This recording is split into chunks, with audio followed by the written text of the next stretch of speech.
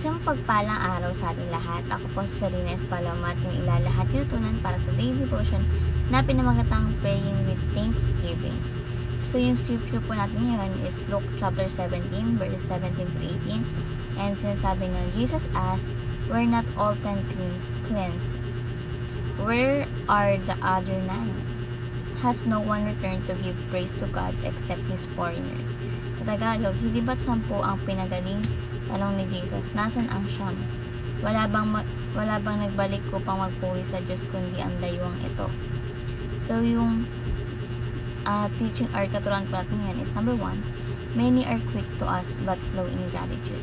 So meaning to say, marami yung madaling humingi ng sa Diyos, ngunit nakakalimot magpasalamat pagkatapos matanggap yung kanyang biyayang hinihiling sa ating Panginoon Diyos. Diba? Maraming ganito.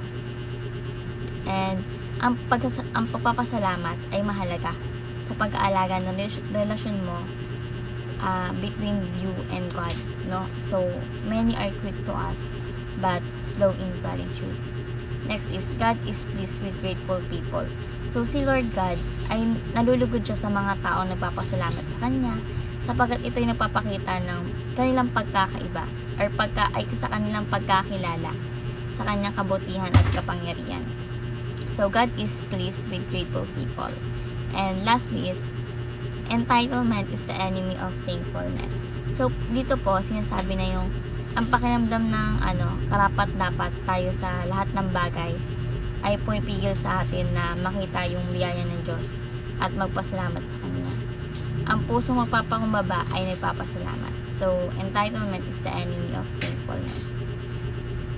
So bilang application natin sa buhay, no? So number 1 is pray just to thank God. So dito maglaan tayo ng oras upang manalangin, hindi upang humingi ng mga gusto mo sa buhay, kundi magpasalamat lamang sa lahat ng biyayang natatanggap mo sa buhay mo. No, ito ay nagpapakita ng pusong magpapasalamat. So ito, yung kada gising pa natin sa araw, ang laking pasalamat na yun kay Lord God. So dito sasabi na yung sa ating panalangin, magpasalamat tayo sa Diyos para sa buhay na walang hanggan, sa kalikasan ng family, sa work, sa school, at bawat maliliit man na bagay yan o malaki na madalas nakakaligtaan tulad ng araw-araw na proteksyon at kalakasan, dapat yan ipinagpapasalamat. So pray just to thank God. Let's pray just to thank God. Number 2 is be sensitive to God's blessing. So matuto tayong kilalanin kahit yung maliit na biyaya mula sa ating Panginoon Diyos, sapagkat lahat ng bagay ay mula sa Kanya, no? Minsan ang mga pagpapala ay hindi agad napapansin. Kaya akala mo is hindi niya yun binibigay sa'yo. So halimbawa, kapag nagkaroon ka ng pagkakataon na maiwas sa sakuna or nakatanggap ka ng tulong mula sa ibang tao, kilalanin ito bilang isang pagpapala mula sa Diyos at magpasalamat tayo. So let's be sensitive to God's blessing. And number 3 po is be quick to say thank you.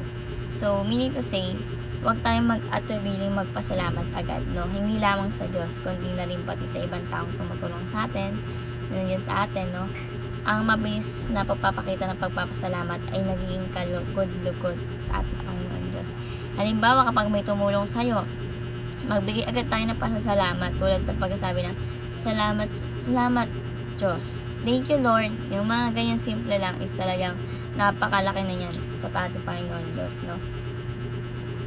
So, ang pagpapakita ng pagpapasalamat sa taong ginamit ng Diyos upang ikay pagpalain. So, let's be quick to say thank you.